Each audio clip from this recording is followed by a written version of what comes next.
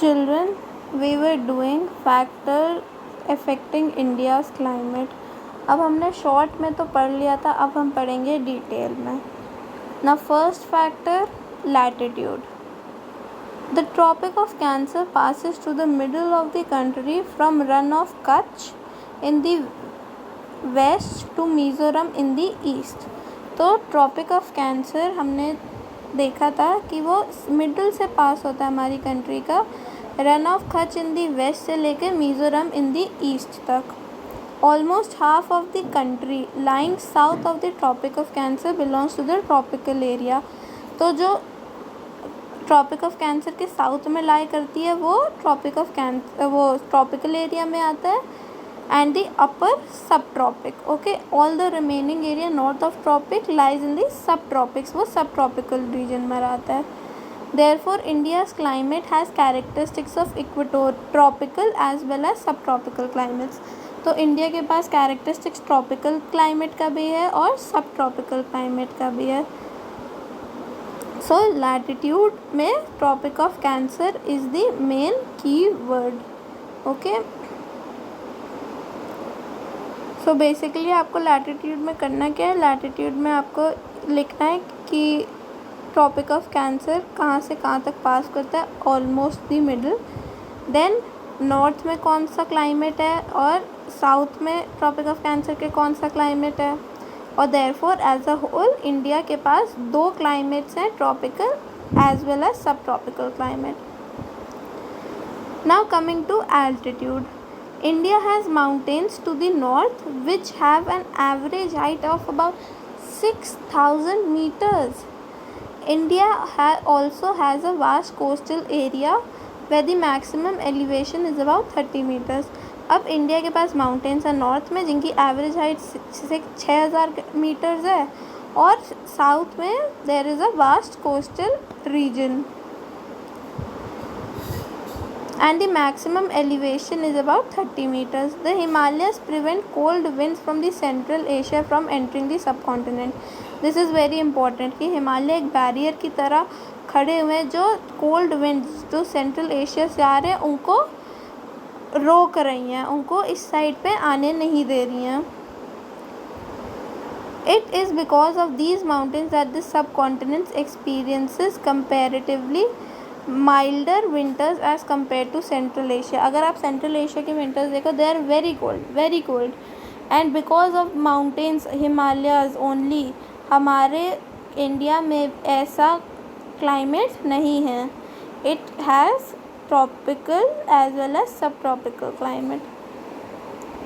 और इसी वजह से जो हमारा क्लाइमेट है वो सेंट्रल एशिया से डिफरेंट है. सो यू कैन सी, मतलब अगर एक भी चीज़ नहीं होती तो कैसे हमारा क्लाइमेट बदल जाता. बट ये बहुत इम्पोर्टेंट फैक्टर्स हैं जिनकी वजह से हमारा क्लाइमेट ये है जो हम एक्सपीरियंस करते हैं. Now coming to pressure and winds. The climate associated weather conditions in India are governed by the following atmospheric conditions. तो जो क्लाइमेट है हमारा वो वेदर कंडीशन से एसोसिएटेड है. Pressure and surface winds, upper air circulation, western cyclonic disturbances and tropical cyclones. These are the 3 main conditions, atmospheric conditions.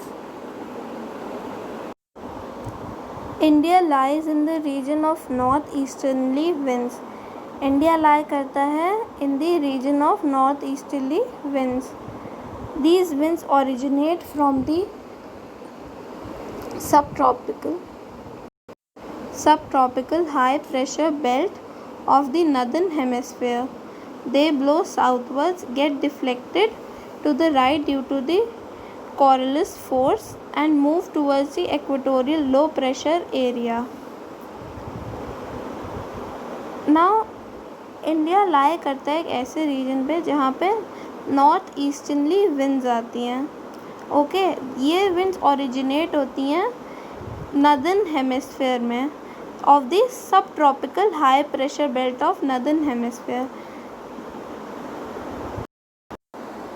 So children, wind सब tropical northern hemisphere में originate होती हैं। दे blow this side, but वो Coriolis effect की वजह से right की तरह डिफ्लेक्ट हो जाती हैं। और ये इफ़ेक्ट नदर्न हेमिस्फीयर में विंड्स राइट की तरह डिफ्लेक्ट होती हैं और सदर्न हेमिस्फीयर में लेफ़्ट की तरह। सो डोंट गेट कंफ्यूज, ये रोटेशन ऑफ अर्थ की वजह से होता है। ओके,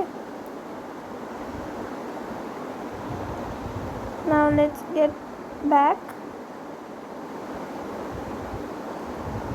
दे ब्लो साउथवर्ड्स, वो साउथ प्लस की तरह जाती हैं, but they get deflected to the right due to the Coriolis force and move towards the equatorial low pressure area और वो equatorial low pressure area की तरफ बढ़ती हैं। Generally these winds carry a little moisture as they originate and blow over land।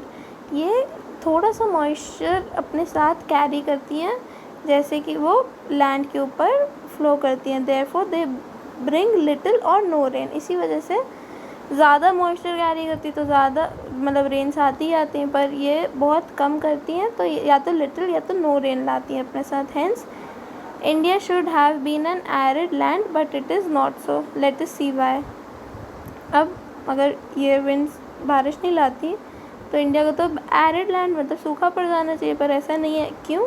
Late us C. Now Coriolis force के बारे में दिया भी हुआ है। An apparent force caused by the earth's rotation, पता है कोई भी अगर चीज़ रोटेट हो रही है तो उस पर कोरियोलिस फोर्स लगेगा। The Coriolis force is responsible for deflecting winds towards the right in the northern hemisphere and towards the left in the southern hemisphere. This is also known as Ferrel's law. I have already explained this. The pressure and wind conditions over India are unique. अब pressure और wind conditions जो India के ऊपर हैं वो unique हैं। During winter there is a high pressure area north of the Himalayas. अब एक हाई प्रेशर एरिया बनता है नॉर्थ ऑफ द हिमालयाज पे। Cold dry winds blow this region to the low pressure areas over the ocean to the south. अब ये जो winds हैं ये blow from region to the low pressure areas to the south, low pressure areas over the ocean से south की तरफ जाती है। और समर में low pressure area develops over the interior Asia। अगर गर्मी होगी तो लैंड के ऊपर लो प्रेशर बनेगा। Okay, this is quite similar to land breeze, sea breeze. Okay,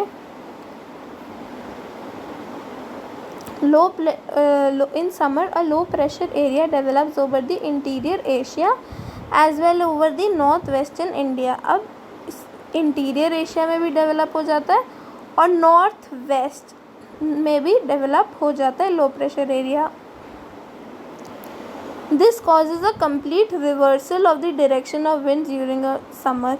तो इसी वजह से रिवर्स हो जाती है डायरेक्शन की विंड, क्योंकि winds blow from winds always blow from high pressure area to low pressure area. Okay,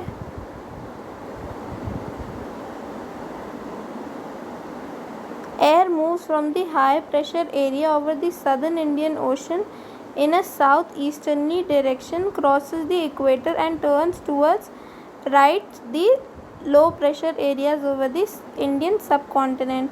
These are known as the southwest monsoon winds. Now as you can see over here, यहाँ पे Indian subcontinent में कैसा pressure है? Low pressure, और सी में comparatively high pressure. तो यहाँ से विंड्स ओरिजिनेट होती हैं, they move in this manner. Okay, वो ऐसे मैनर में चलती हैं। तो ये ओरिजिनेट होती हैं यहाँ पे, they turn towards the right, crosses the equator and enters the subcontinent. Okay, मैं फिर से एक बार रीड करती हूँ। air moves from the high pressure area over the southern Indian Ocean in a southern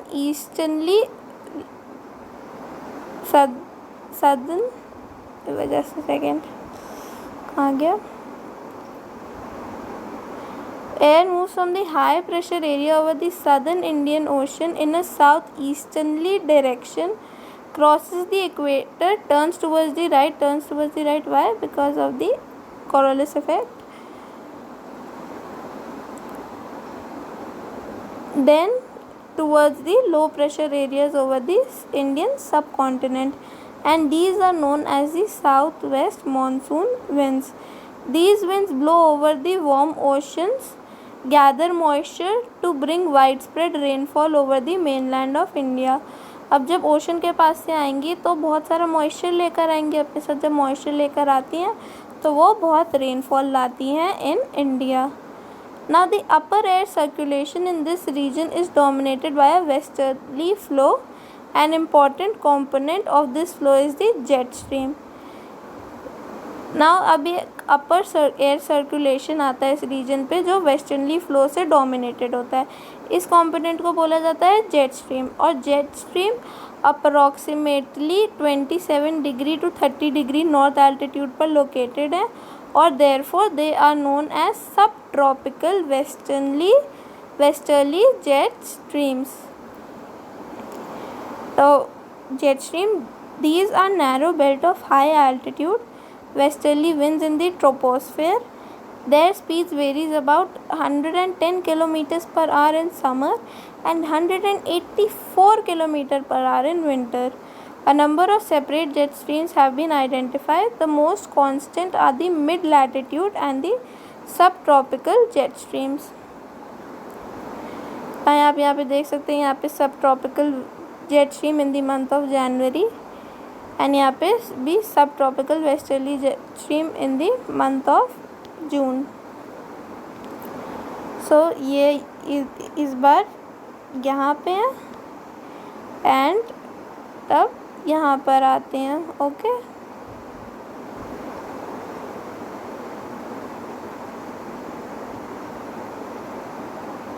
now over India these jet streams blow south of the Himalayas. South of the Himalayas में blow होती हैं all through the year except summer. पूरे time करती हैं blow accept summer. Summer में नहीं करती हैं. The western cyclonic disturbance experienced in the north and the northwestern parts of this country are brought in by the westerly flow. So जो western cyclonic disturbances होते हैं north और north west parts में हमारी कंट्री के, वो इसी westerly flow की वजह से होते हैं. In summer the sub tropical westernly jet stream moves north of the Himalayas with the apparent movement of the sun. Summer में जो सब ट्रॉपिकल वेस्टर्नली जेट है वो मूव कर जाता है नॉर्थ ऑफ द हिमालयाज. अभी south of the Himalayas blow करती थी पर अब समर्स में नॉर्थ ऑफ हिमालयाज चली जाती हैं with the apparent movement of the sun. An easterly jet stream called the subtropical easterly jet stream blows over the peninsula India approximately 4 degree north during the summer months. Now let's read about western cyclonic disturbances. The western cyclonic disturbances are weather phenomena of the winter months brought in by the westerly flow of the Mediterranean region. Now if you experience, like we always experience though, अगर आप ध्यान दो तो हर बार winters में बारिश होती है. Okay, थोड़ा सा पहले थोड़ा सा बाद में. ओके, हमेशा like in the months of October November there is rain. That is due to the western disturbances. ठीक है, द वेस्टर्न डिस्टर्बेंसेस ये वेदर फिनोमिना है विंटर मंथ्स के जो मेडिटेरियन रीजन से आए होते हैं. Okay, they usually influence the weather of the north and north western regions of India. ये इन्फ्लुएंस करते हैं नॉर्थ और north western regions of India को. Tropical cyclones occur during the monsoons. और ट्रॉपिकल साइक्लोन्स भी अकर होते हैं monsoon में as well as in October November and are part of the easterly flow. These disturbances affect the coastal regions of the country. ये disturbances affect करते हैं coastal regions के भी country में. Now have you read or heard about the disasters caused by them on Odisha and Andhra Pradesh coast? There was quite a big disaster on these coasts. You can look up for them. Okay, now we will do till here only. Now the first question, how does the following affect the climate of India? First part latitude, second part altitude. This was the first question. Second question में आएगा, what do you mean by jet stream? A part, second part, western cyclonic disturbances. Okay, this is your homework for the worksheet.